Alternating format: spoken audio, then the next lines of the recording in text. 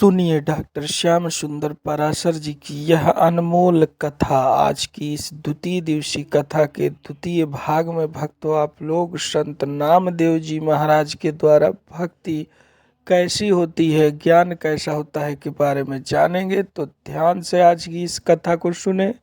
श्री राधे राधे।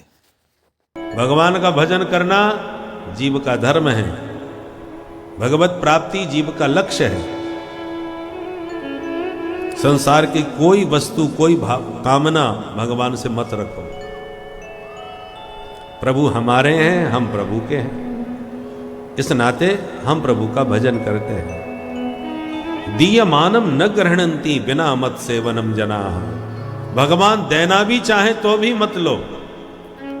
ऐसे निष्काम जो भक्त होते हैं, भगवान उन भक्तों पर न्योछावर हो जाते हैं, उनके पीछे पीछे भागने लग जाते हैं। ये भगवान का वचन है। अनुब्रजाम्य हम नित्यम।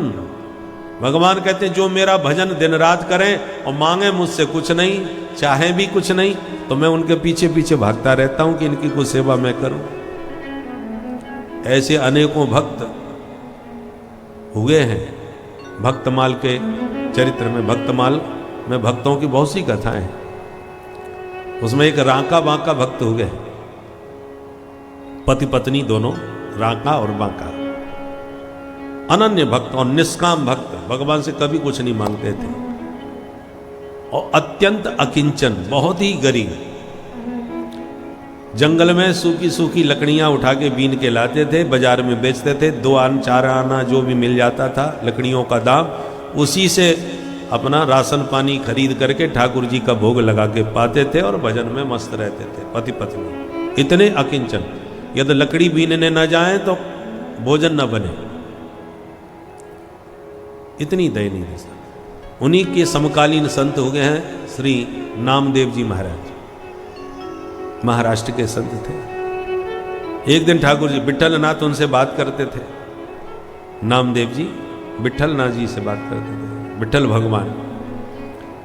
एक दिन शिकायत करी कि प्रभु आप अपने भक्तों का ध्यान नहीं रखते। वो देखो पति पत्नी बेचारे दिन भर आपका भजन करते हैं, लकड़ियाँ चुनते हैं, बेचते हैं, आने दो आने मिलते हैं, उससे अपना पेट भरते हैं। अरे कुछ तो उनकी सहायता किया करो प्रभु।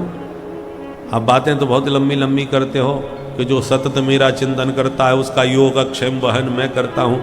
गीता में आपने कहा है योगक्षेमम वहाम्यहम्। भगवान बोले नामदेव मैं क्या करूं, मैंने बहुत कोशिश करी उनका सहयोग करने की, पर वो सहयोग स्वीकार ही नहीं करते। वो मेरे से कुछ चाहते ही नहीं। बोले कैसे नहीं, यदि आप प्रयास करोगे तो क्यों नहीं लेंगे, वो बेचारे इतने गरीब हैं। अरे अच्छा तुम दे के बताओ। भगवान बोले चलो दिखाता हूं। तो सोने की मुद्राएं, स्वर्ण सोने की मोहरें रास्ते में बिखेर दी, और बहुत सारी मोहरें बगल में रख दी थैले में, और कुछ बाहर बिखेर दी कि पति पत्नी यहीं से निकलते हैं लकड़ी बीनने के लिए जंगल में, तो एकांत जंगल में जब मुद्राएं मिल जाएंगी तो काम हो जाएगा चकाचक। पति आगे और पत्नी पीछे आ रही थी। पति की दृष्टि स्वर्ण मुद्रा पर चली गई, देखा और आगे बढ़ गए। फिर तुरंत विचार बदला। देवी जी पीछे आ रही हैं, माताओं का स्वभाव है कहीं वो उनका मन ललचा गया तो गड़बड़ हो जाएगा। तो तुरंत वापस मुड़े और उस पर मिट्टी डालने लगे, दिखाई ना पड़े तो गड़बड़ हो जाएगा। और मिट्टी डाल ही रहे थे कि पत्नी ने देख लिया, तो मुस्कुरा के बोले महाराज ये मिट्टी पर मिट्टी क्यों पटक रहे हो।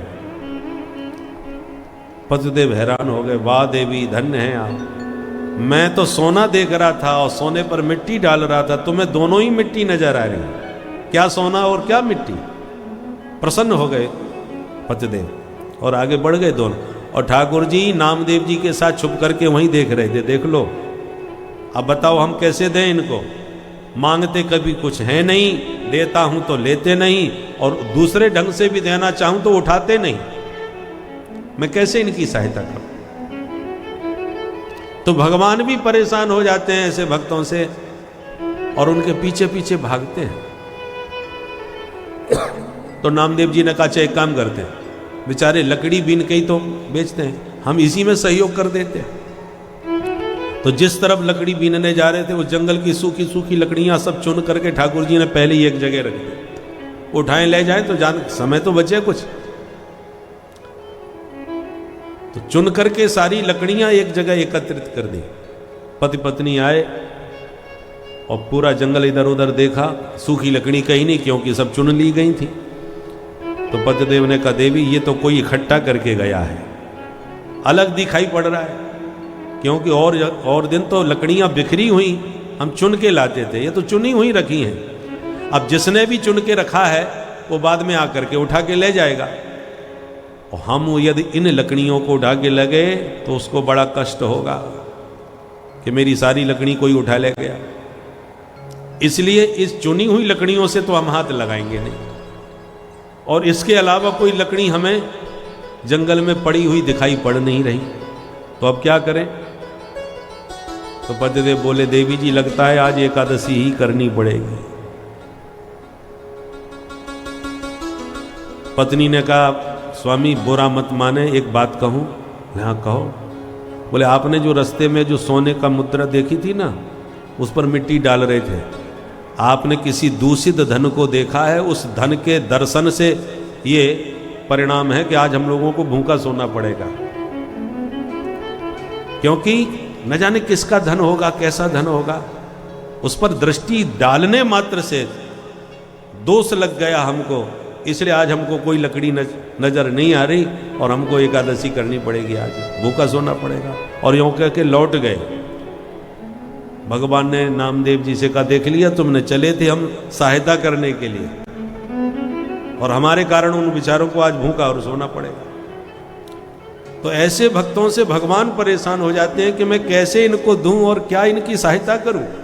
भगवान कहते हैं निरपेक्षम मुनिम शांतम निर्वैरम समदर्शनम अनुब्रजाम हम नित्यम पूये ये त्यंघ्रनैणु भी। पीछे पीछे भगवान उनकी सहायता के लिए दौड़ते हैं। ऐसा निष्काम भक्त होना चाहिए। जाए न चाहिए कबहु कछु तुम सन सहज स्नेह, बसहो निरंतर तास उर सो राउर निज गेह। वाल्मीकि जी ने राम जी को 14 स्थान रहने के बताए हैं, उसमें सर्वोत्तम स्थान कौन सा है रहने का? जिसको कभी कुछ नहीं चाहिए, किसी से भी नहीं चाहिए, प्रभु आपसे भी जो कुछ नहीं चाहता, ऐसे पवित्र अंतःकरण में प्रभु आप निवास करो। जिसके भीतर कामनाएं वासनाएं भरी हुई हैं वो अंतःकरण को दूषित करती हैं। भगवान का भजन करे और भगवान से भी कोई कुछ न चाहे, ऐसा जो निष्काम भक्त होता है, भगवान उसके लिए पागल होकर के उसके पीछे पीछे भागते हैं। ऐसे ही निष्कपट धर्म का वर्णन श्रीमद् भागवत में किया गया है। धर्म प्रोज्झित कैतवोत्र परमो निर्मत्सराणा सता। महाराज भागवत सुनने का अधिकारी कौन है? बोले निर्मत्सराणा, जिसके भीतर से मात्सर्य मिट गया हो वही भागवत सुनने का उत्तम अधिकारी है। मात्सर्य माने मत्तः अग्रे सरति, ये व्यक्ति मुझसे इतना आगे निकल गया। जहां आपने किसी को अपने से अधिक उठते बढ़ते देखा तो उसका उत्कर्ष आपको चुभने लगा, काटने लगा, तो समझ लो आपके भीतर मात्सर्य घुस गया। तो यदि ये मात्सर्य आपके भीतर है तो भागवत आपको फलीभूत नहीं होगी। भाई गाय का दूध दिव्य अमृत के समान होता है, परंतु पात्र भी तो शुद्ध होना चाहिए। पात्र यदि अशुद्ध हुआ, उसमें कुछ खटास बनी हो, खट्टी वस्तु पड़ी हो, तो दूध को ही फाड़ देगा। पदार्थ के अनुकूल पात्र भी आवश्यक होता है। शेरनी का दूध बड़ा दुर्लभ होता है, दो ही जगह टिकेगा, या तो शेर के पेट में सिंह शावक जो उसका बच्चा है, या तो उस दूध को वो पचा सकता है, अथवा स्वर्ण का पात्र हो, सोने के पात्र में ही शेरनी का दूध ठहरेगा। उसी प्रकार श्रीमद् भागवत का जो रस है उसको पीने वाला पात्र निर्मत्सर होना चाहिए। मात्सर्य भाव यदि आपके भीतर है तो यह अमृत आपको पचेगा नहीं, फलेगा नहीं। मत्सर और मच्छर में थोड़ा ही अंतर है। मच्छर बाहर से काटता है, मत्सर भीतर से काटता है। परोत्कर्ष असहनम मत्सरः तदरहितानाम। जब दूसरे को तरक्की करते आप देखो और आपका मन प्रसन्न होने लगे, वाह प्रभु क्या कृपा करी, ये व्यक्ति हमारे देखते देखते कहां से कहां पहुंच गया। प्रभु ऐसी ही कृपा सबके ऊपर आपकी बरसती रहे। सर्वे भवन्तु सुखिनः सर्वे सन्तु निरामयाः। ये बात केवल वाणी से न कहे, हृदय से। प्रभु सबका मंगल हो, सभी संसार में स्वस्थ हों, सब सुखी हों। ये भाव जिसके हृदय से निकलता है वही भागवत सुनने का उत्तम अधिकारी होता है। और यदि किसी की प्रशंसा प्रतिष्ठा आपको काट रही है, चुभ रही है, तो समझ लो मात्सर्य रूपी मच्छर आपके भीतर घुस चुका है। इसको मिटाइए, भगाइए, तब भागवत का पात्र बन करके सुनिए। अच्छा, सुनने से फायदा क्या होगा? बोले वेद्यम वास्तवमत्र वस्तु शिवदम तापत्रयोन्मूलनम।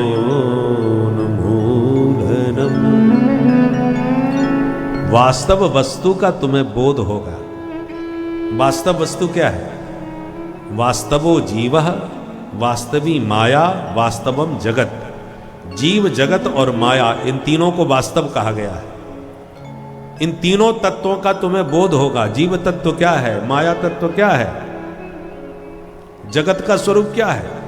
जब इनका ज्ञान हो जाएगा तो शिवदम, आपका परम कल्याण हो जाएगा, यदि इनको जान गए। और तापत्रयोन्मूलनम, दैहिक दैविक भौतिक जो ताप हम आपको सता रहे हैं, इन तीनों तापों का सर्वथा उन्मूलन हो जाएगा, माने जड़ से मिट जाएंगे।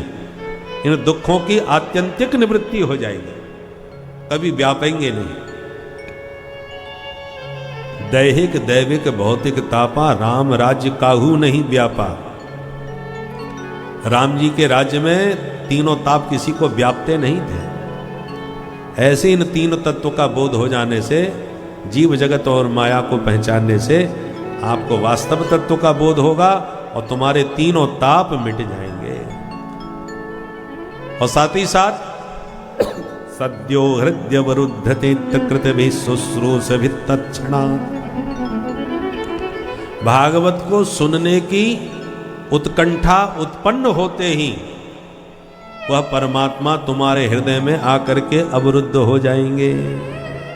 सद्यो हृदय अवरुद्धते, शब्दों पर ध्यान दें। भगवान हृदय में आके विराजमान हो जाएंगे ऐसा नहीं कहा, अवरुद्धते, कैद हो जाएंगे। विराजमान और अवरुद्ध होने में बहुत बड़ा अंतर है।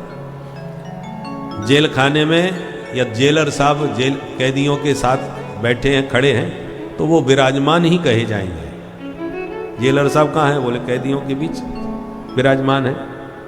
पर कैदी को विराजमान नहीं कहा जाएगा, वो तो अवरुद्ध है। आप यहां विराजमान हैं, जब कोई काम याद आ गया तो तुरंत यहां से खिसक जाओगे। पर सारे गेट बंद कर दिए जाएं और कहें भाई 7 बजे के बाद ही अब गेट खुलेंगे, तो आप विराजमान नहीं, अवरुद्ध कहे जाएंगे। क्या करें, कथा में फंस गए भाई।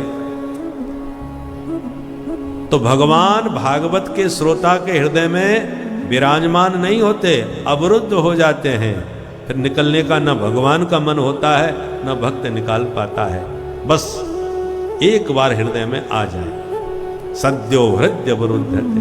और ये बंसी वाले का तो स्वभाव ही ऐसा है, जल्दी किसी के भीतर घुसता नहीं, और घुस गया तो लाख कोशिश कर लो निकलेगा भी नहीं और निकाल पाओगे भी नहीं।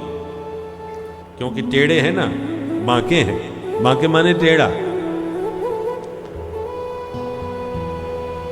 तीर जब घुसता है या भाला जब घुसता है तब प्राण नहीं निकलते। निकलते कब है? जब प्राण, जब निकाला जाता है। निकलता है तो प्राण लेके ही निकलता है। एक बार जमुना जी के तट पर एक गोपी ध्यान लगा के बैठी थी पद्मासन में। नारद जी निकल पड़े। पद्मासन में बैठी गोपी को देखकर उन्हें बड़ा कौतूहल हुआ कि बड़े बड़े सिद्ध संत जिस परमात्मा का ध्यान लगाते हैं, वे परमात्मा तो कृष्ण कन्हैया बने इन गोपियों के आगे पीछे नाचते हैं। तो उस ईश्वर को छोड़ के ये किसका ध्यान लगाने आई है? तो नारद जी उस गोपी के सामने आके खड़े हो गए। ब्रज गोपी के जब नेत्र खोले और नारद जी को देखा तो खड़े होकर प्रणाम किया। अरे महाराज जी दंडोत। नारद जी बोले देवी जी पहले ये बताओ ये आंख बंद करके किसका ध्यान कर रही थी? ब्रज की भोली भाली गोपी पढ़ी लिखी तो थी नहीं, हाथ जोड़ के बोली महाराज मैं का जानू ध्यान व्यान का होए, मैं तो आफत की मारी अपनी समस्या को समाधान खोज रही हूं बैठी बैठी। नारद जी बोले क्या समस्या है तुम्हारी, हमें भी बताओ। गोपी बोली मेरी समस्या बहुत तगड़ी है बाबा, आप समाधान दो तो मैं सुनाऊं। तो नारद जी बोले हमने दुनिया की ऐसी कोई समस्या नहीं जिसका समाधान नारद के पास ना हो, मुझे बताओ क्या बात है। तो बैठो महाराज। अब गोपी ने अपनी समस्या सुनाई। महाराज सबसे बड़ी समस्या है टेढ़ी टांग वालों नंद को छोड़ा। याने का यासे का समस्या है? अरे महाराज यही तो सबसे बड़ी समस्या है, ये मेरे चित्त में ऐसो चिपक के बैठ गए हो कि जाके चक्कर में घर को कोई काम ही मुंह पे ना होए। अब आज की सुनो महाराज, आगे पीछे की तो बहुत सारी बातें हैं, आज की बात सुनो। आज मैं सवेरे सवेरे जगी, मेरी सास बोली बहू जा गैया दोहला, तो मैंने दोहनी लेके गैया दोहे चली आई। और जैसी गैया दोहन लगी गौशाला में सुई नंद को छोड़ा के खड़ो है गयो। मुस्कुराते भयो बोलो अरे भाभी सबरो ही दूध दो लेगी, मैं सवेरे को भूख को डोल रहा हूं, एक मोइया पियाए दे।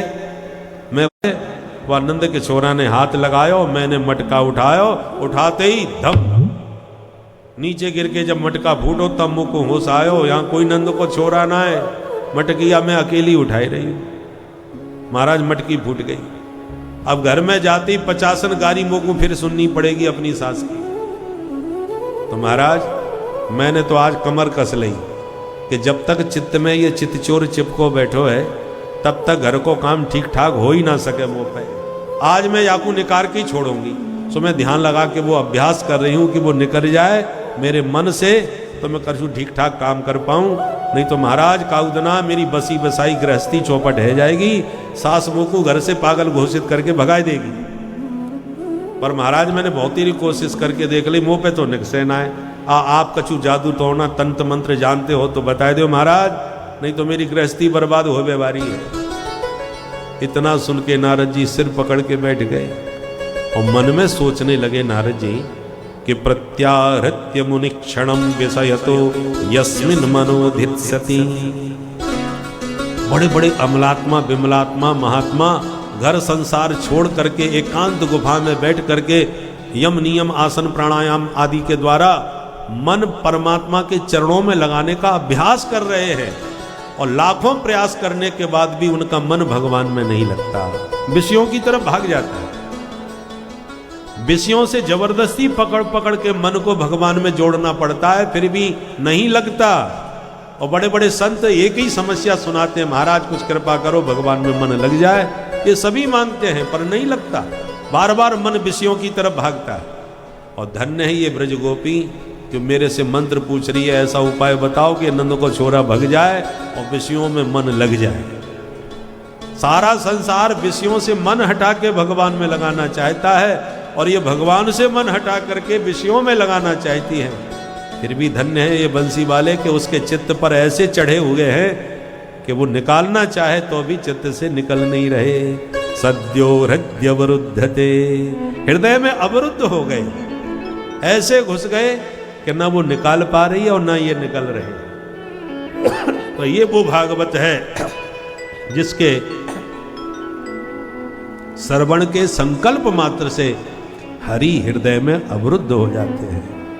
बोलो भागवत भगवान की जय। भागवत किसे कहते हैं? निगम कल्प तरोर गलितम फलम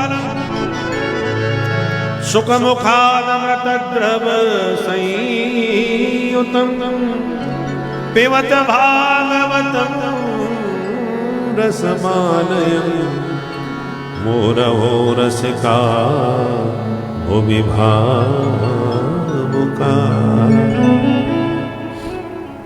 निगम माने वेद, वेद रूपी विशाल कल्प वृक्ष से श्रीमद् भागवत रूपी फल टपक के नीचे गिरा, पर डाली प्रति डाली के द्वारा धीरे धीरे आया है, इसलिए छूटा नहीं है, साबुत है, सरस है। पर खट्टा तो नहीं निकलेगा महाराज। बोले नहीं, बिल्कुल खट्टा नहीं है। प्रमाण क्या है? बोले शुक मुखात अमृत द्रव संयुतम। व्यास नंदन सुखदेव जी जैसे परमहंस का मुख लगा हुआ है भागवत में, और जगत में प्रसिद्ध है तोता जिस फल में मुंह मार दे तो समझना गारंटी से मीठा निकलेगा। फलों का पारखी तोता होता है, तो सुखदेव जी भी तोते के रूप में है, और भागवत रूपी फल में उनका मुंह लगा हुआ है, इसलिए गारंटी से कहते हैं अमृत द्रव संयुतम। अमृत के समान मधुर फल है ये, इसलिए पिबत भागवतम रसमालयम। व्यास जी कहते हैं हे रसिक जनो भावुक जनो आओ और इस रसमय अलौकिक फल का पान करो, पान करो, श्रवण करो ऐसा नहीं कहा। सुनी हुई चीज निकल जाती है और पिया हुआ पदार्थ बिना प्रभाव दिखाए बाहर नहीं आएगा, इसलिए कथा को सुनो मत पियो। पिबत भागवतम रसमालय। किसी ने कहा अभी तो आप इसे फल बता रहे थे, फलों को कहीं पिया जाता है? व्यास जी कहते हैं नहीं नहीं, फल तो है पर रसमय फल है, इसमें ना छिलका है, ना गुठली है, ना बीजा है। छिलका गुठली वाले जो फल होते हैं ना, उनको चूसना पड़ता है कि रस रस निकालो, छिलका गुठली त्यागो। इसमें त्यागने वाली कोई पदार्थ वस्तु है ही नहीं, सर्वग्राह्य रसमय फल है। इसलिए हे रसिक जनो कान के दोनों में भर भर के इस अमृत का पान करो। बोल भागवत भगवान की। नैमिषारण्य की पुण्य भूमि में सूत जी सौनकादि 88,000 ऋषियों को ये कथामृत पान करा रहे हैं। सौनक जी ने प्रश्न कर दिए कुछ सूत जी महाराज से। क्या? पहला प्रश्न, जीव मात्र का कल्याण कैसे हो? क्योंकि घोर कलयुग आ गया है, कठिन काम कोई नहीं कर सकेगा, इसलिए भगवत प्राप्ति का जो सरल से सरल साधन हो वो बताएं। दूसरा प्रश्न, हमारे शास्त्र बहुत हैं, 18 पुराण, 4 वेद हैं, इन सब के नाम भी हमको नहीं मालूम, कौन पढ़ेगा, कितना समय किसके पास, इसलिए सभी शास्त्रों का सार क्या है वो कृपा करके समझा दीजिए। तीसरा प्रश्न, भगवान अवतार क्यों लेते हैं, उनके अवतार का उद्देश्य क्या है। चौथा प्रश्न, अवतार लिए तो भगवान ने कितने अवतार लिए, किस किस रूप में, कहाँ कहाँ भगवान का अवतार हुआ, क्योंकि आए दिन भारत भूमि में कोई ना कोई नए नए भगवान पैदा हो रहे, तो कृपा करके बताएं भगवान किस रूपों में कितने अवतार लिए थे। पांचवा प्रश्न, भगवान ने किस अवतार में क्या क्या लीला चरित्र किए, उनके समस्त लीला चरित्रों का विस्तार से वर्णन करें। छठवां प्रश्न, भगवान जब लीला संवरण करके स्वधाम गमन हो कर जाते हैं तब ये धर्म फिर किसकी शरण में जाता है। ये 6 प्रश्न पूछे। सुन करके सूत जी बड़े खुश हुए और बोले महात्माओं पहले अपने गुरु जी का ध्यान कर लें, फिर आपको जवाब देंगे।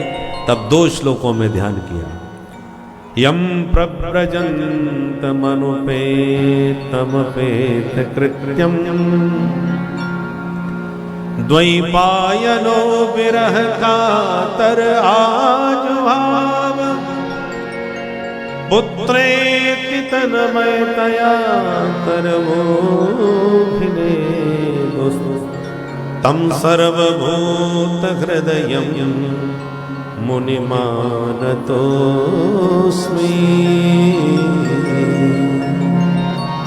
यस्वानुभावमखिलश्रुतिसारमेक मध्यात्मदीपमतिथिनिशितान्तमोघम् संसारिणां करुणया पुराणगुह्यम् तं व्याससूनुमुपयामि गुरुं मुनीनाम्।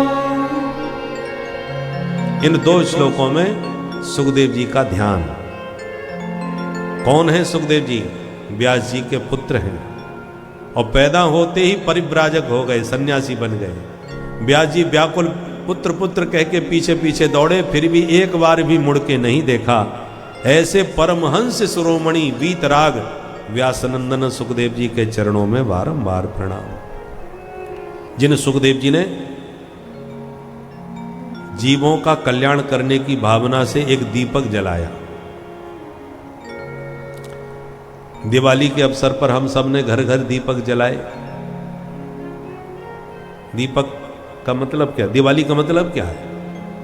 अवली, अवली माने पंक्ति, दीपों की पंक्ति, दीपावली।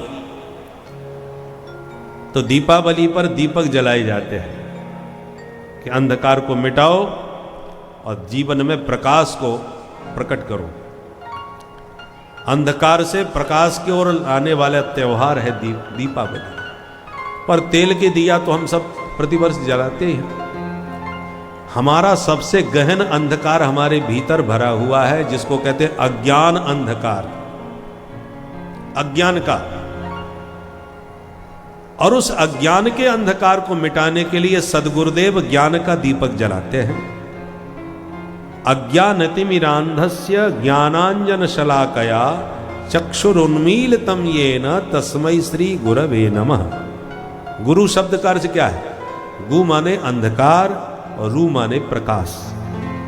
गुकारः अंधकारस्यात् रुकारस्तन्निरोधकः अंधकार प्रकाशत्वाद गुरु इत्य विधीयते। जो तुम्हें अज्ञान के अंधकार से मुक्त करके आपके भीतर ज्ञान के प्रकाश को जगमगा दे, वही सच्चे सद्गुरु होते हैं। तो श्री सुखदेव जी महाराज जगत गुरु हैं। क्यों? दो चार चेलाओं को नहीं, हजारों असंख्य जीवों के अज्ञान के अंधकार को इन्होंने मिटाया। काय से मिटाया? बोले दीपक जला के। कौन सा दीपक जलाया? बोले अध्यात्म दीपमतितीरिषिताम तमोंधम। अज्ञान के अंधकार में लोग भटक रहे थे, हम क्या करें क्या ना करें, कुछ सूझ नहीं रहा था। तो श्रीमद् भागवत को अध्यात्म दीपक कहा गया है। इस अध्यात्म दीपक को जला करके भागवत के माध्यम से असंख्य जीवों के भीतर ज्ञान का प्रकाश श्री सुखदेव जी महाराज ने भर दिया इस दीपक के माध्यम से। आज हजारों सालों से यह श्रीमद् भागवत का ज्ञान दीप जल रहा है और लोगों के अज्ञान के अंधकार को मिटा रहा है। यह अध्यात्म दीप है। तो दीपावली पर तो बाहर का हम लोगों ने अंधेरा दूर किया, और दिवाली के तुरंत बाद अब हम लोग जो भागवत का अध्यात्म दीपक जला रहे हैं, ये हमारे भीतर का अंधकार मिटाएगा। क्योंकि अनंत जन्मों से ये अंधकार हमको परेशान कर रहा है। अंधेरे में वस्तु दिखाई नहीं पड़ती, उजिला कर दो तो हर वस्तु नजर आती है। प्रकाश वस्तु का निर्माण नहीं करता, वस्तु को दिखाता है। अंधेरे कमरे में आपका थैला रखा है, आपका लोटा रखा है, आपकी अनेक वस्तुएं रखी हैं, परंतु दिखाई कोई नहीं पड़ रही। जहां दीपक जला तो हर चीज नजर आने लगी। ऐसे ही हम कौन हैं? अज्ञान के अंधेरे में हम अपने स्वरूप को नहीं पहचान पा रहे। पर अध्यात्म का दीपक श्रीमद् भागवत का जिस दिन प्रज्वलित हो जाता है, उसी दिन हमें अपना भी दर्शन होने लगता है, अपने स्वरूप का बोध होने लगता है, नित्य वस्तुओं का दर्शन होने लगता है। नित्य वस्तु क्या है? इसलिए इसको अध्यात्म दीपक कहा गया है, जो हमारे भीतर का हमें प्रकाश दिखा करके अपने स्वरूप का दर्शन करा दे। वो अध्यात्म दीप जलाने वाले व्यासनंदन सुखदेव जी के चरणों में बारंबार प्रणाम। सौनक जी ने कहा, महाराज ये जो भागवत की आप इतनी महिमा गा रहे हो, कृपा करके ये तो बताओ इसकी रचना किसने करी? तब सूत जी कहते हैं, द्वापरे समनु प्राप्ते तृतीये युग पर्यये जातः पराशराद्योगी वासव्याम कलया हरे। भगवान श्री हरि के कला अवतार हैं श्री वेद व्यास जी महाराज। व्यास जी महाराज पराशर ऋषि के पुत्र हैं, त्रिकालज्ञ हैं, भूत भविष्य वर्तमान तीनों को देखने वाले हैं।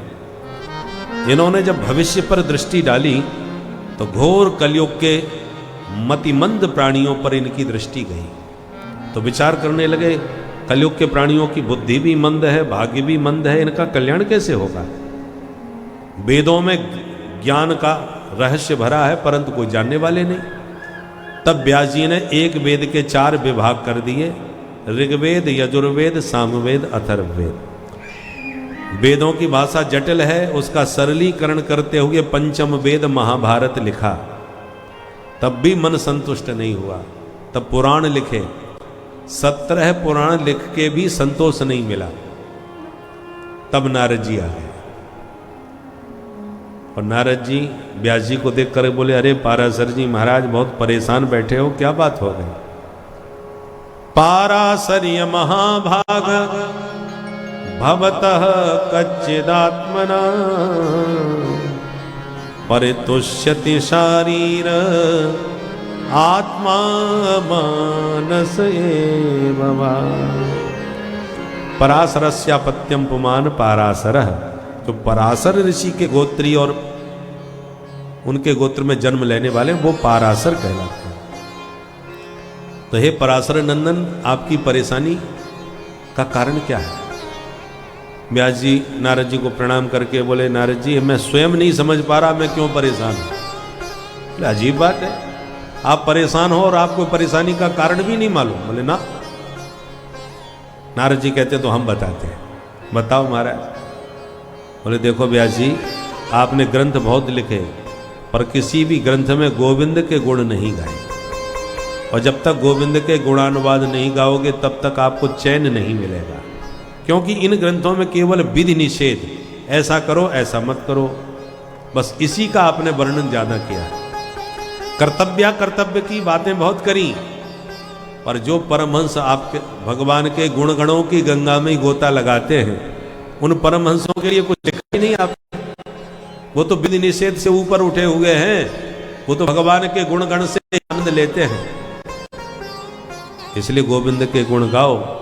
नारद जी कहते हैं पूर्व जन्म में हम दासी पुत्र थे, पर संतों की सेवा करते करते उनका शीत प्रसाद पाते पाते ऐसा अनुग्रह संतों का हुआ कि वो दासी पुत्र नारद इस जन्म में, इस कल्प में ब्रह्मा का पुत्र बन के पैदा हुआ है। इसलिए आप भी संतों को आनंद देने के लिए गोविंद के गुण गाओ, तब आपको भी चैन मिलेगा और संतों को भी परम सुख मिलेगा। ऐसा कह के नारद जी गाया। व्यास जी ने तुरंत अपनी गुफा से बाहर निकलकर सरस्वती नदी में स्नान किया। ब्रह्म नद्याम सरस्वत्याम आश्रम पश्चिमे तटे सम्याप्रास इति प्रोक्त ऋषीणाम सत्रवर्धन। बद्रीनाथ धाम में, बद्रीनाथ से ऊपर एक माना गांव है, उसी माना गांव में व्यास गुफा है। उसको पहले सम्याप्रास आश्रम कहा गया है, शास्त्रों में उसका नाम सम्याप्रास है। आज भी आप जाएं तो वो गुफा दिखाई पड़ेगी। उसके सामने गणेश गुफा है और उसके नीचे सरस्वती बहती है। सरस्वती के ऊपर भीमसेन ने एक शिला रख करके पुल बना दिया था। आज भी उसको भीम पुल के नाम से लोग जानते हैं। उसी को पार करके लोग वसुधारा की ओर भी बढ़ते हैं। उसी का वर्णन भागवत में व्यास जी कर रहे हैं। व्यास जी ने सरस्वती में स्नान करके जब भगवान का ध्यान किया तो श्रीमद् भागवत की भागीरथी हृदय में प्रवाहित होने लगी और गुनगुनाने लगे, और गणेश जी लिखने लगे। देखते देखते 18,000 श्लोकों का ये पावन ग्रंथ तैयार हो गया। अब व्यास जी ने विचार किया ग्रंथ तैयार है, पर सबसे पहले कैसे पढ़ाऊं। तो तुरंत अपना बेटा याद आ गया, सुखदेव। ये परमहंसों की संगता है, उससे बड़ा परमहंस कोई हो नहीं सकता, तो सबसे पहले उसी को सुनाता हूं।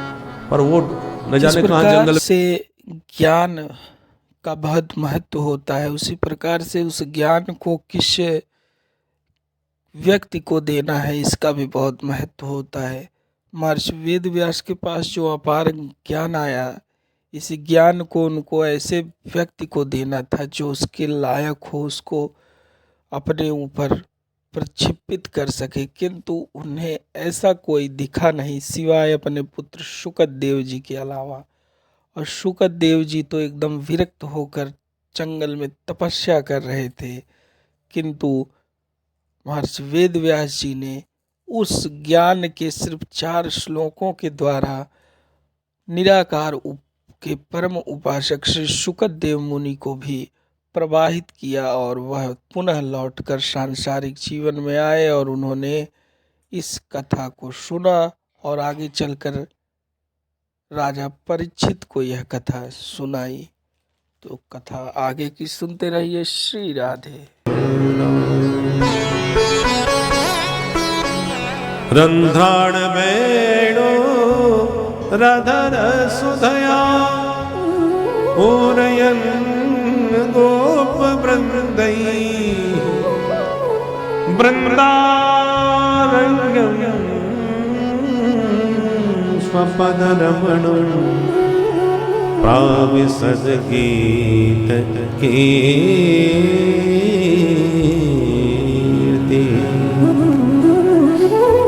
इस श्लोक का भाव है कि मोर पंख का मुकुट धारण किए मुरलीधर माधव मंद मुस्कुराते, गैयां चराते, पीताम्बर फहराते, बंसी बजाते, गायों के पीछे पीछे ग्वालों से घिरे हुए वृंदा विपिन में प्रवेश पा रहे हैं। जो ये श्लोक सुना, सुखदेव जी के चित्त में वो चित्त चोर चढ़ गया और तुरंत मन में अत्यधिक खिंचाव हुआ कि ऐसे मोर मुकुट बंसी वाले से मिलना है, बड़ा प्यारा है। पर अगले क्षण मन में विकल्प उठा, है तो बड़ा सुंदर बंसी वाला, पर जब इतना छैल छबीला है तो नखरे भी खूब होंगे। हम पागलों की तरह दीवाने बने दौड़ के जाएं और वो हमसे सीधे मुंह बात भी ना करे तो हम तो ना इधर के रहेंगे ना उधर के। इसलिए हम किसी के चक्कर में नहीं पड़ते, अपना ब्रह्म का ध्यान करते हैं। मन को समझाया, दोबारा ध्यान लगाया, तब तक दूसरा श्लोक कान में आया। और दूसरे श्लोक में स्वभाव का वर्णन था कि वो बंसी वाला केवल देखने का ही छैल छबीला सुंदर नहीं है, स्वभाव और भी बेजोड़ है। कैसा स्वभाव है? अहो बकीयम सनकाल कूटम, अहो बकीयम सनकाल कूटम, जिघांसया पाययदाप्य साध्वी, जिघांसया पाययदाप्य साध्वी, लेभे गतिं धात्र्युचितां ततोऽन्यं, लेभे गतिं धात्र्युचितां ततोऽन्यं, कं वा दयालुं शरणं व्रजेम, कं वा दयालुं शरणं व्रजेम।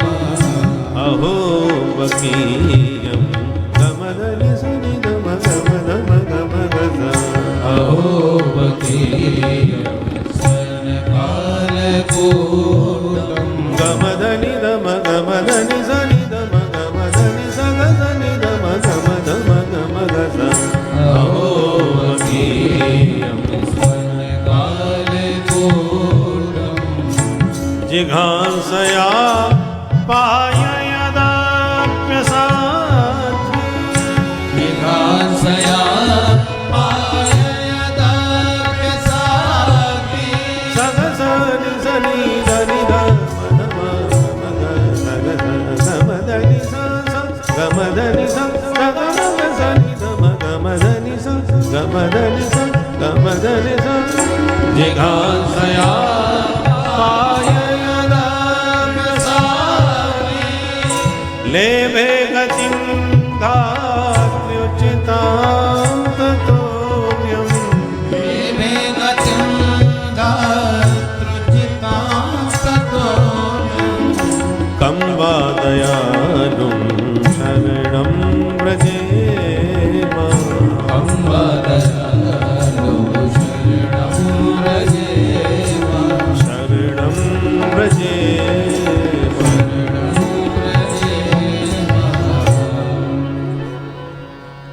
इस श्लोक का भाव है कि अहो आश्चर्यम इयम बकी, बकी माने पूतना। ये बकासुर की बहन थी, बका बकी। बकी का ही दूसरा नाम पूतना है।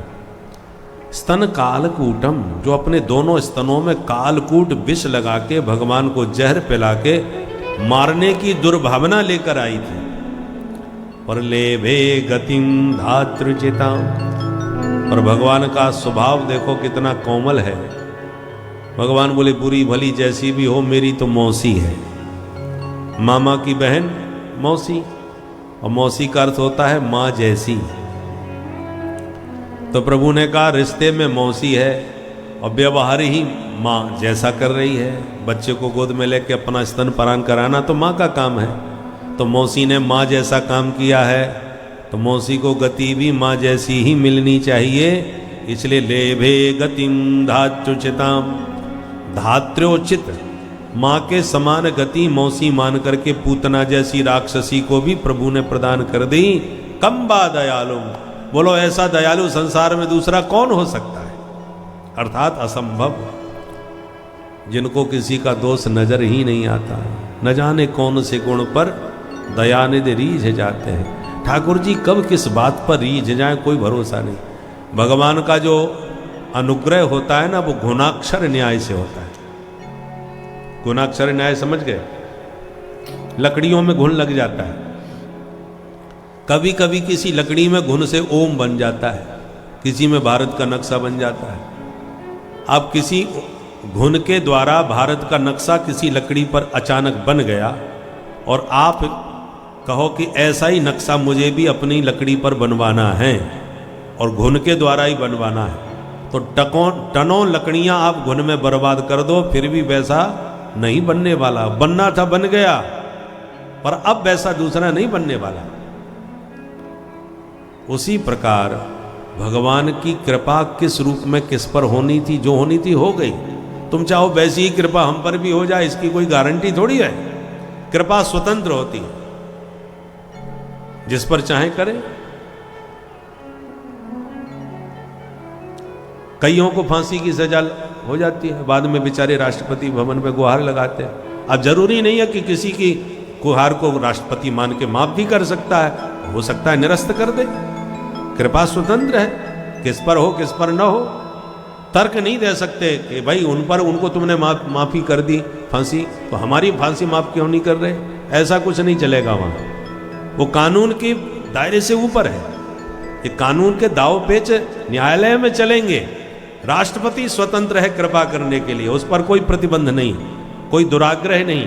उसी प्रकार से भगवान स्वतंत्र है, कर्मों का कानून अलग चलेगा। जैसा करोगे वैसा भरोगे, ये संसार का कर्म कानून है।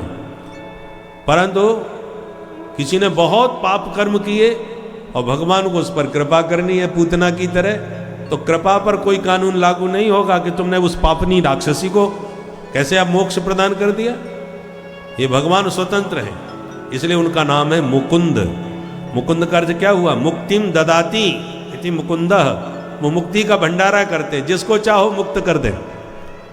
और एक वो है जो दिन रात बेचारे भजन कर रहे हैं फिर भी उन्हें मुक्ति नहीं मिल रही। पुनरपि जननम पुनरपि मरणम पुनरपि जननी जठरे सैनम, हजारों जन्मों से जन्म मरण के चक्कर में पड़े हुए हैं। और दूसरी तरफ वो महाराक्षसी पापनी पूतना, और भगवान रीझ गए, इसने तो मौसी बन करके माँ जैसा काम किया है, तो गति माँ जैसी भी मिलनी चाहिए। बस दे दी गति, मुक्ति का भंडारा कर दिया, दे दिया।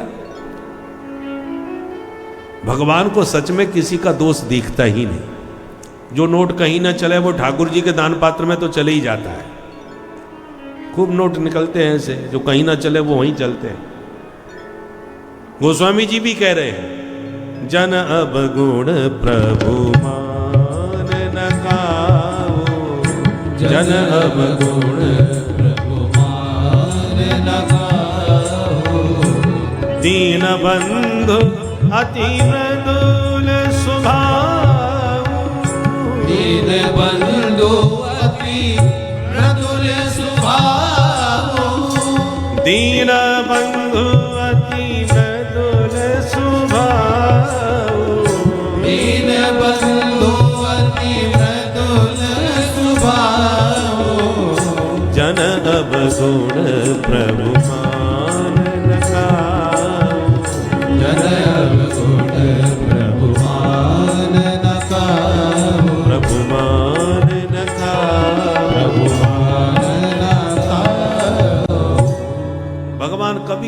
अवगुण नहीं देखते।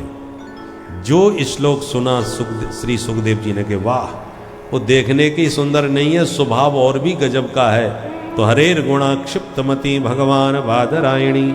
सुखदेव जी तुरंत भागे गुफा से निकल के और उस शिष्य के पास जाके बोले, भैया बड़े प्यारे प्यारे श्लोक सुनाए, जरा 2-4 और सुनाओ, बड़ा अच्छा लग रहा है सुनकर। चेला बोला, गुरुजी ने हमको 2 ही सिखाए थे, हमने दोनों सुना दिए भैया, अब इसके आगे नहीं आता। अच्छा, तो और कहाँ मिलेंगे?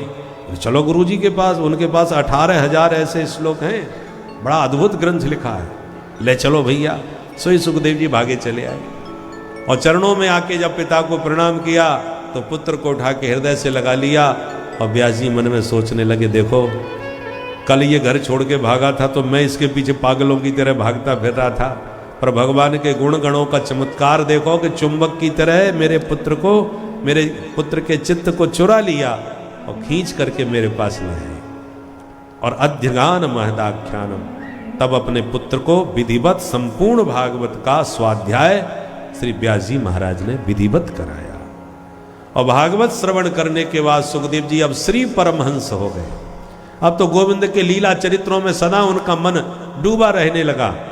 और समय पा करके फिर सुखदेव जी ने यही चरित्र परीक्षित को गंगा के तट पर सुनाए। और एक बात बताएं, 2 कढ़ाई में बनाई हुई मिठाई बड़ी रसीली होती है। मिठाइयाँ तो बहुत हैं, जो खाओ वो मिठाई है, पर मिठाइयों में भी जैसे रसगुल्ला है, इमरती है, जलेबी है, ये पहले सेकी जाती है, फिर चाशनी में दूसरी कढ़ाई में डाली जाती है, तब रसीली बन करके आती है। तो 2 कढ़ाई की मिठाई हो गई।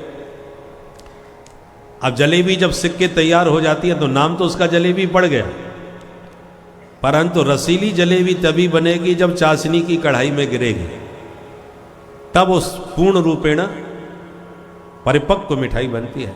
उसी प्रकार श्रीमद् भागवत की इस जलेबी को व्यास जी महाराज ने बना के तैयार किया, परंतु सुखदेव जी जैसे परमहंस के सरस हृदय की चाशनी में कुछ दिन पड़ी रही। और उसके बाद जब सुखदेव जी ने परोसना प्रारंभ किया परीक्षित को निमित्त बना करके, तो जितने भी सिद्ध संत वहां सुन रहे थे, इस मिठाई को पाकर के सब इस रस के दीवाने होते चले गए। और वो मिठाई आज तक परंपरा से परोसी जा रही है। लोग सब पी करके मस्त हो रहे हैं, पा करके प्रसन्न हो रहे हैं। सौनक जी ने प्रश्न कर दिया कि सुखदेव जी परमहंस हैं, और परमहंस संत गोदोहन काल से ज्यादा कभी किसी के घर रुकते नहीं। जितनी देर में गाय दोहली जाए उतनी देर से ज्यादा साधु को किसी गृहस्थ के यहां नहीं रुकना चाहिए। तो फिर परमहंस शिरोमणि सुखदेव जी 7 दिन कैसे रुक गए भागवत सुनाने के लिए? और परीक्षित को ही उन्होंने श्रोता क्यों बनाया? भाई किसी दूसरे परमहंस को सुनाते, उन्होंने सम्राट को कथा क्यों सुनाई? क्योंकि जो जितने ऊंचे पद पर होता है व्यक्ति, वो उतना ही राजसी रजोगुणी होता है। और श्रीमद् भागवत तो परम सात्विक ग्रंथ है। राजा के भीतर रजोगुण होता है, और रजोगुण की अधिकता में जो जितना व्यस्त होगा व्यक्ति, रजोगुणी होगा, वो उतना ही शांत बैठ करके नहीं सुन सकता, उसका चित्त विभ्रम में होता है, हजारों काम हैं, हजारों कारोबार हैं। तो फिर सुखदेव जी जैसे परमहंस ने सम्राट को ही श्रोता बना के कथा क्यों सुनाई? वो किसी संत को सुनाते। तब श्री सूत जी महाराज परीक्षित का परिचय देते हैं कि परीक्षित भी कोई साधारण महापुरुष नहीं है। कौन है?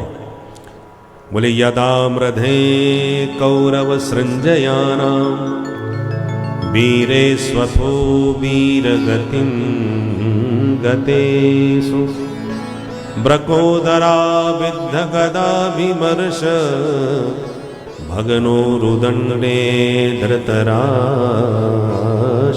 पुत्रे। सूत जी कहते ऋषि हो, जिस समय महाभारत के युद्ध में सभी कौरव मारे गए, अंतिम युद्ध भीमसेन और दुर्योधन के बीच हुआ, और उस युद्ध में भीमसेन ने दुर्योधन को घायल करके रणभूमि में पराजित कर दिया, छोड़ दिया। और विजय का शंख बजा के जब शिविर की तरफ पांडव जाने लगे, विजय का उद्घोष करते हुए, भगवान बोले रुको, आज हम विजय महोत्सव मनाएंगे।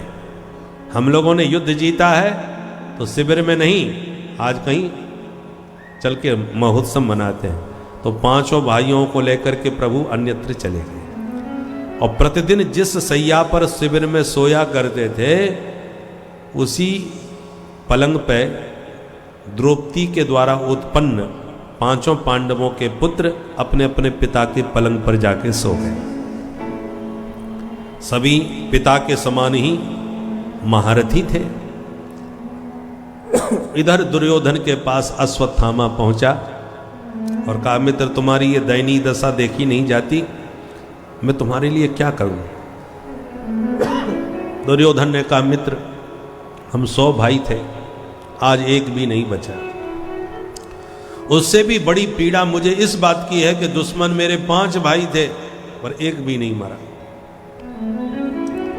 क्या इन 5 में से तुम एक को भी मार सकोगे? यदि ऐसा तुम कर सके तो मुझे मरते मरते बड़ी शांति मिलेगी। इसको कहते हैं पक्का दुष्ट, जो मरते मरते न सुधरे। मर रहा है, प्राण निकलने वाले हैं, फिर भी कह रहा है ये बस एक मर जाए, यही चाहता हूं। अश्वत्थामा ने कहा, ठीक है मित्र, तुम्हारी ये अंतिम इच्छा मैं जरूर पूरी करूंगा। और एक की बात कर रहे हो, मैं 5 का सिर अभी लाता हूं। चल दिया। काकुलूकन न्याय से इसने विचार किया, मैं अकेला तो उनसे लड़ नहीं पाऊंगा।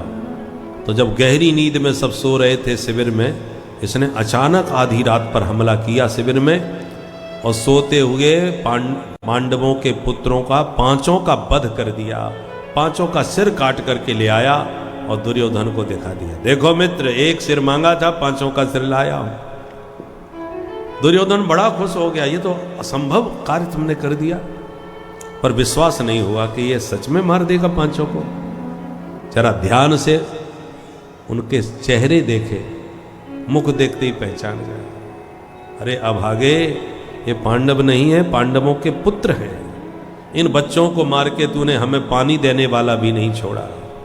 मेरा बैर इन बच्चों से नहीं, पांडवों से था। और दुखी होकर दुर्योधन ने देह त्याग कर दिया। अब अश्वत्थामा भयभीत होकर भागा, यदि पांडव नहीं मरे तो अब अर्जुन मेरे को नहीं छोड़ेगा। इधर प्रातः जब द्रौपदी को पता चला तो छाती पीट के विलाप करने लगी और बिलखती द्रौपदी के सन्मुख आके अर्जुन ने गांडीव उठा के कहा, देवी दुखी मत होना, तुम छत्राणी हो। मैं वचन देता हूं तुम्हें देवी, जिसने भी ये कर्म किया है उसे तुम्हारे सन्मुख ला करके मृत्यु दंड दूंगा, वो मुझसे बच नहीं सकेगा। जब पता लगाया कि ये करतूत किसकी है, पता चला अश्वत्थामा की, तो गोविंद के रथ पर बैठ करके अर्जुन ने पीछा किया और भागते हुए अश्वत्थामा को धर दबोचा, पकड़ के रस्सियों में जकड़ के घसीट के ले जाने लगे। तो भगवान बोले, कहां ले जा रहे हो? ब्रह्म बंधु मिमम जही। इस अधम ब्राह्मण ने सोते हुए बालकों को मारा है, इसलिए इसका अभी इसी वक्त यहीं वध करो। अर्जुन ने कहा, प्रभु क्षमा करें, वध तो मैं करूंगा पर यहां नहीं, द्रौपदी के सामने, ताकि उसका हृदय शीतल हो जाए। ठीक है। घसीट के ला करके अश्वत्थामा को द्रौपदी के सामने उपस्थित किया। ये रहा हत्यारा, बताओ देवी द्रौपदी क्या चाहती हो, इसको कैसा दंड दिया जाए? जैसी द्रौपदी की दृष्टि गई, तुरंत उठ के खड़ी हुई और जाकर के अश्वत्थामा के चरणों में प्रणाम किया। अर्जुन चौंक गए, देखने वाली सब हैरान हो गए कि जिसके 5 पुत्रों की हत्या हुई हो और हत्यारा तत्काल पकड़ा गया हो और सामने खड़ा हो और बच्चों का शव सन्मुख पड़ा हो, सोचिए उस मां के हृदय में कितनी वेदना रही होगी। और उतनी भयानक वेदना में द्रौपदी उस पुत्रों के हत्यारे को प्रणाम कर रही है, ये देखकर सब आश्चर्य में डूब गए। अर्जुन ने कहा, ये क्या कर रही हो देवी? मैं पूछ रहा हूं इसको क्या दंड देना है, तुम उसे प्रणाम कर रही हो? द्रौपदी ने कहा, महाराज हत्यारा ये बाद में है, उससे पहले ये ब्राह्मण है और हमारे कुल की परंपरा है ब्राह्मणों को प्रणाम करने की, इसलिए मैं अपने कुल की मर्यादा का पालन कर रही हूं। और केवल ये ब्राह्मण मात्र नहीं है, तुम्हारे गुरुजी का बेटा भी है, और गुरु का पुत्र गुरुदेव के समान ही आदरणीय और पूज्य होता है। और मैं नहीं चाहती कि जिस प्रकार पुत्र शोक में मैं आज तड़प रही हूं, इसको मार दोगे तो तुम्हारी गुरु माता भी मेरे समान तड़पेगी। मारो दीदस्य जननी गौतमी पति देवता, यथा हम मृतवत्सार्ता रोदम्य श्रुमुखी। मैं अपनी तरह दूसरी मां को शोक सागर में क्यों डुबाऊं? इसलिए मुच्यता, मेरी तो प्रार्थना है इसे आप छोड़ दीजिए, जो हुआ सो हुआ। गोविंद तो गदगद हो गए द्रौपदी के इस व्यवहार से। भगवान इसलिए द्रौपदी को बहुत आदर देते थे, क्योंकि धर्म पर टिकी रहती है। देखो वैसे तो सभी धर्मात्मा है, असली धर्मात्मा वो है जब आपत्ति विपत्ति काल में भी अपने धर्म का त्याग न करे। धीरज धर्म मित्र और नारी, आपत्तिकाल परखिए चारी। धर्म की कसौटी आपत्ति में होती है। आप कितने धर्मात्मा हैं? नहीं तो लोग छोटे छोटे स्वार्थ सिद्धि के लिए धर्मांतरण करा लेते हैं। धर्म के प्रति निष्ठा उसी में हो जो विपत्ति में भी धर्म का त्याग न करे, वो असली धर्मात्मा है। द्रौपदी के सामने कितना विकट स्थिति थी कि बच्चों का हत्यारा सामने खड़ा है, पर वो हत्यारा कोई और नहीं, गुरुजी का ही बेटा है। और द्रौपदी उस काल में भी अपने धर्म का पालन करती हुई प्रणाम कर रही है और प्रार्थना भी कर रही है कि स्वामी जो हुआ सो हुआ, अब इसे जाने दो, छोड़ दो। धर्मराज युधिष्ठिर भी प्रभावित हो गए। देवी द्रौपदी तुम बिल्कुल ठीक कह रही हो। मैं भी समर्थन करता हूं कि अश्वत्थामा को मारना उचित नहीं होगा, इसको जाने दिया जाए। जब द्रौपदी के स्वर में स्वर धर्मराज युधिष्ठिर जी ने भी मिला दिया तो भीमसेन की आंखें लाल हो गई। गदा उठा के गरजते हुए बोले, तुम भले ही सब छोड़ दो, पर मैं इस हत्यारे को यहां से नहीं जाने दूंगा जीवित। मैं इसे मृत्यु दंड दूंगा।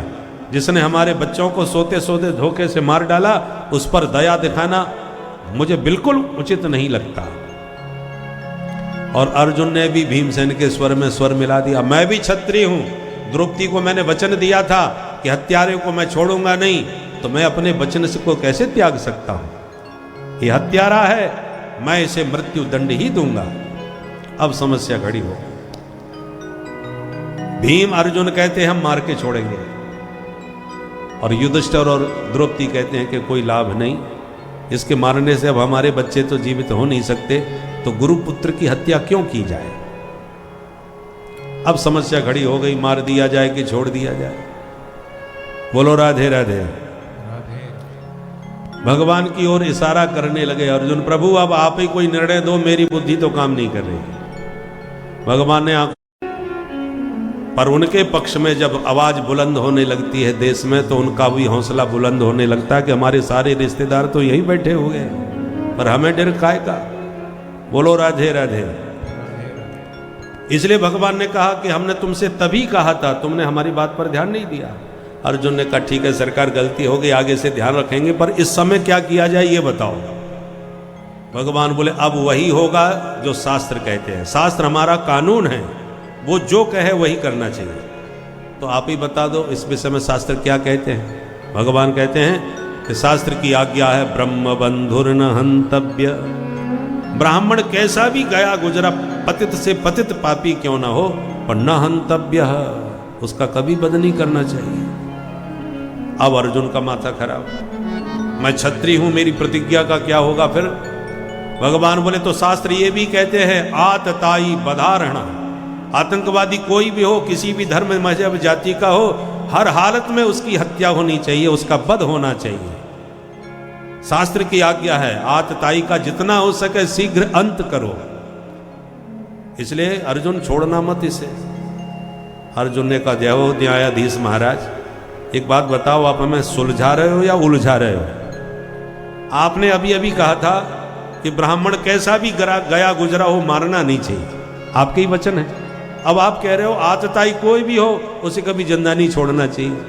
तो सरकार, ये तो ब्राह्मण भी है और आतताई भी है, इसने सोते हुए बच्चों को मारा है, इसलिए आतताई है। मुझे क्या करना है ये बताओ। ऐसी हालत, क्योंकि दोनों परिस्थिति विचित्र है, आपने तो दोनों मिलीजुली बात कह दी। व्यामिश्रित वाक्य मत बोलो, स्पष्ट आदेश दो। भगवान बोले तो सुनो, युधिष्ठिर जी तुम्हारे बड़े भाई हैं, सम्राट हैं, राजा हैं, उनकी आज्ञा का तुम्हें पालन करना चाहिए। वो जो कह रहे हैं वो करो, पर इतना ध्यान रखना तुम भी क्षत्रिय हो, जो प्रतिज्ञा की है वो टूटनी नहीं चाहिए। प्राण जाए वर वचन न जाए, क्षत्रिय को अपने वचन का पालन करना चाहिए। अर्जुन समझ गए ये टेढ़ी टांग वाले टेढ़ा ही बोलेंगे। फिर वही बात कर दी आपने, बड़े भैया कह रहे हैं छोड़ो और मेरी प्रतिज्ञा है मारो, और आप कह रहे हो दोनों को संभालो, ये कैसे संभव है? कन्हैया के हर काम टेढ़े मिलेंगे और राम जी के रूप में हर काम सीधे मिलेंगे, हैं दोनों एक ही। पर एक कहावत है ना कि जब सीधी उंगली से घी ना निकले तो टेढ़ी करनी पड़ती है। तो पहले भगवान राम जी के रूप में बहुत सीधे बन के आए, हर काम सीधा सीधा किया, पर जो काम सीधे करके बन के नहीं कर पाए उसके लिए फिर टेढ़े बन करके आए कन्हैया के रूप में। 3 जगह से टेढ़े, इसलिए इनको बांके कहा जाता है, बांके बिहारी। राम जी का हर काम देखिए, नाम ही कितना सीधा है, राम, कितना सीधा नाम। और इनका नाम कृष्ण, बोलने में जीव ही लटपटा जाती है। और प्राय लोग कृष्ण बोल ही नहीं पाते। कई क्षेत्र ऐसे हैं जहां पर कृष्ण नहीं बोल पाते, कृष्ण की जगह किशन बोलते हैं, किशन महाराज। राजस्थान में ही देखो, प्रसिद्ध शहर है राजस्थान का किशनगढ़। भाई किशनगढ़ क्या होता है? कृष्णगढ़ होना चाहिए, पर कृष्ण ठीक से बोल नहीं पाते तो किशनगढ़ हो गया। तो नाम ही टेढ़ा है, बोलने में नहीं आता। और देखने में भी राम जी को जहां कहीं भी देखोगे, अयोध्या में रामलला का दर्शन करो, नीचे से ऊपर तक बिल्कुल सीधे खड़े हो। और कन्हैया को वृंदावन में जाके कहीं भी देख लो, कभी सीधे नजर ही नहीं आएंगे। चरण टेढ़े, कमर टेढ़ी, गर्दन टेढ़ी, चितवन टेढ़ी, मुकुट भी टेढ़ा, मुकुट भी ऊपर टेढ़ा ही रहता है। तो त्रिभंग ललित गति से खड़े रहते हैं। लीला भी विचित्र मिलेंगी आपको। कभी चीर चुरा के भाग जाते हैं, चीर हरण करके, तो कभी चीर बढ़ाने के लिए भागते हैं। कभी रास रासेश्वर, रसकेंद्र शेखर कहलाते हैं, तो कभी योगियों के योगेश्वर कहलाते हैं। कृष्णम वंदे जगत गुरु, कभी जगत गुरु कृष्ण बन करके योगेश्वर के रूप में विराजते हैं, तो कभी रासेश्वर भी बन जाते हैं। इसलिए रामचरित्र परम पवित्र और कृष्ण चरित्र महाविचित्र। कन्हैया की सारी लीला ही विचित्र हैं, जल्दी समझ में नहीं आती। इसलिए पहले राम कथा को समझो, तब कृष्ण कथा समझ में आएगी। अस्तु, जब दुविधा में अर्जुन पड़े तो तुरंत अर्जुन को गीता का, गोविंद का दिया हुआ वो सूत्र याद आ गया। गोविंद ने गीता में कहा था, संभावितस्य चा कीर्ति मरणादतिरिच्यते। माननीय पुरुषों का अपमान ही मृत्यु होता है, जरूरी नहीं गला काट के ही मारा जाए। तो अश्वत्थामा को पकड़ के सिर से चमकती मणि को निकाल के और धक्का मार के अपमानित करके भगा दिया। ये घोर अपमान अश्वत्थामा के लिए मृत्यु से भी बढ़ करके था। मरना तो एक बार है, मरने की पीड़ा एक बार ही तो होगी। और जब प्रतिष्ठित व्यक्ति भरे समाज में घोर अपमानित हो जाता है तो वो हजारों मौत मरता है। जब जब उस अपमान को स्मरण करेगा तब मृत्यु के समान ही कष्ट पाता है। भगा दिया। और अर्जुन गोविंद की परीक्षा में पास हो गए। इसलिए भगवान ऐसे वचन बोल रहे थे कि मारना नहीं है, ब्राह्मण है, परंतु छोड़ना भी नहीं है क्योंकि अपराधी है। और अर्जुन उस परीक्षा में पास हो गए। भगवान पांडवों से विदा मांगने लगे, भैया अब साम्राज्य तुम संभालो अपना इंद्रप्रस्थ में, मैं भी जाता हूं अपनी द्वारकापुरी में, परिवार हमारा बड़ा है। और विदाई मांग ही रहे थे पांडवों से कि इतने में भवन के भीतर से भागती हुई पांडवों की कुलवधू उत्तरा की आवाज सुनाई पड़ी। पाहि पाहि महायोगी देव देव जगत्पते नान्यं त्वदभयं पश्ये यत्र मृत्यु परस्परम। पाहि मां केशव पाहि मां। सब चौंक गए, क्या हुआ? देखा उत्तरा भयाक्रांत है और कह रही है प्रभु मेरी रक्षा करो, ये तेज पुंज मुझे भस्म करने आ रहा है। प्रभु एक क्षण में पहचान गए अश्वत्थामा की करतूत है। अपने अपमान का बदला लेने के लिए ब्रह्मास्त्र का प्रयोग कर दिया, पांडवों को निर्वंश कर देने के लिए। पांडवों के वंश में अब कोई नहीं बचा, केवल उत्तरा गर्भवती है, उसी से जो संतान होगी वो इनके वंश को आगे बढ़ाएगी। उसी को नष्ट करने के लिए ब्रह्मास्त्र का प्रयोग किया। भगवान तुरंत अंगूठे के बराबर नन्हा रूप बनाए, उत्तरा के गर्भ में प्रविष्ट हुए और ब्रह्मास्त्र को शांत करके गर्भ में बैठे परीक्षित की प्रभु ने रक्षा करी। और परीक्षित ने वो छवि मां के गर्भ में ही निहार कर हमेशा के लिए अपने हृदय में उतार ली। प्रभु प्रकट होके मंद मंद मुस्कुराने लगे। उत्तरा तो चरणों में गिर के एक शब्द भी नहीं बोल पाई, वाणी मूक हो गई। और भगवान जाने को पुनः तैयार हुए तो बुआ कुंती ने चरण पकड़ लिए। भगवान बोले बुआ प्रणाम तो मुझे करना चाहिए, आप मुझको प्रणाम कर रही हो, मैं तो भतीजा हूं। कुंती बुआ बोली मैं भतीजे को प्रणाम नहीं कर रही। तब नमस्ते पुरुषम त्वाद्यम ईश्वरम प्रकृते परम अलक्षम सर्वभूतानां अंतर बहिरवस्थितम्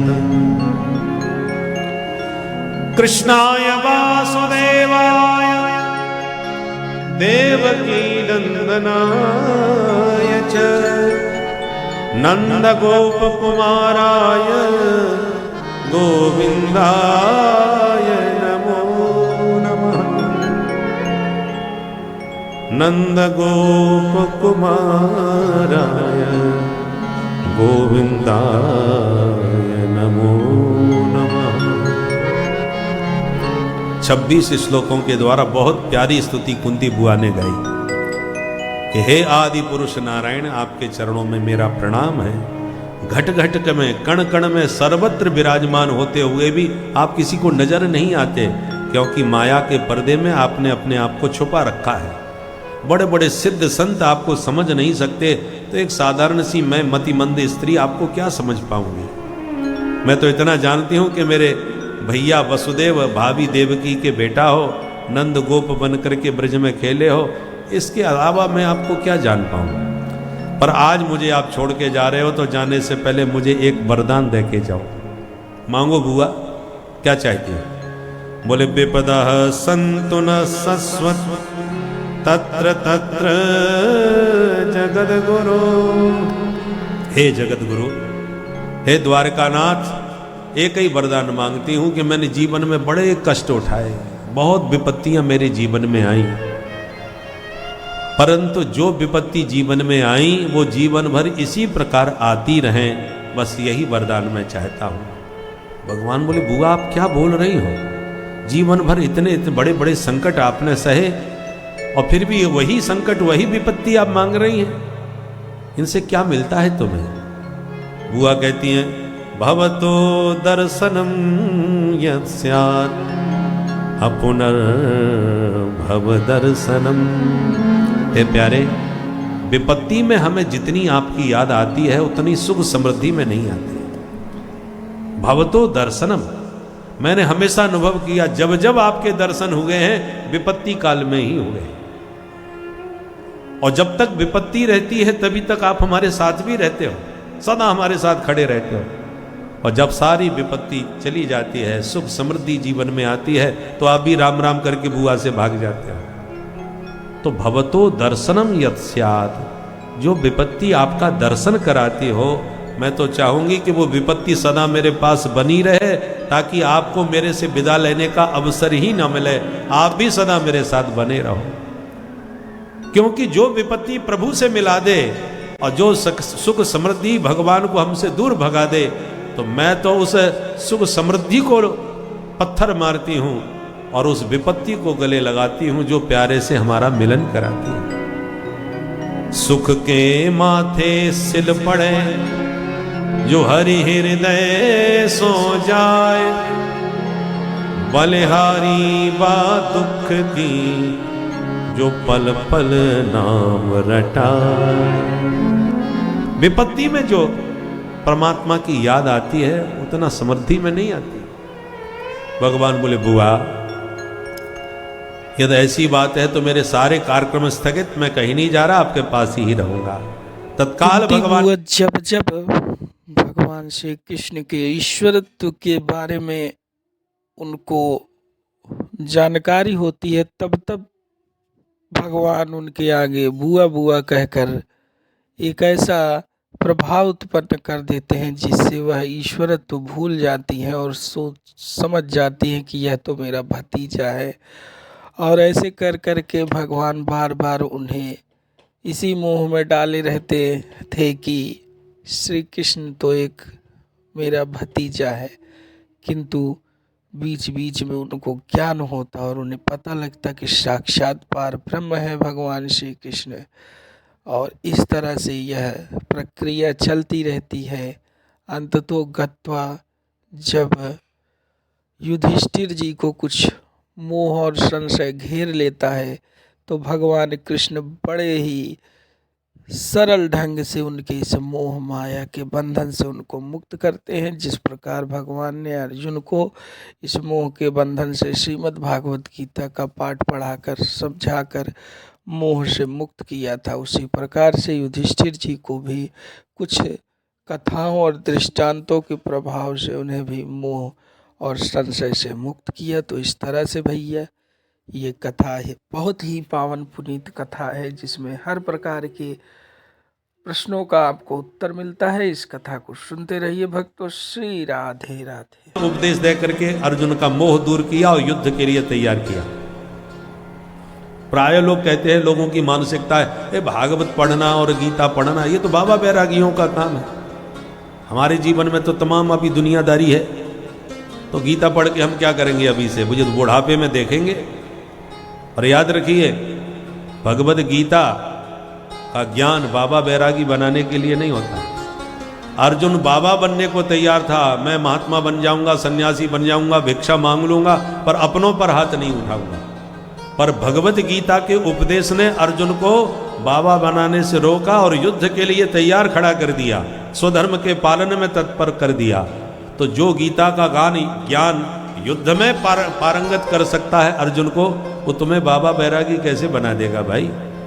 इसलिए भगवत गीता से बाबा बैरागी नहीं बनते, बल्कि गीता के ज्ञान से स्वधर्म का बोध होता है, आत्म कल्याण का मार्ग प्रशस्त होता है, संसार में जीना सीखने को मिलता है। सारा जीवन जी चुके फिर जीना सीखा तो क्या किया।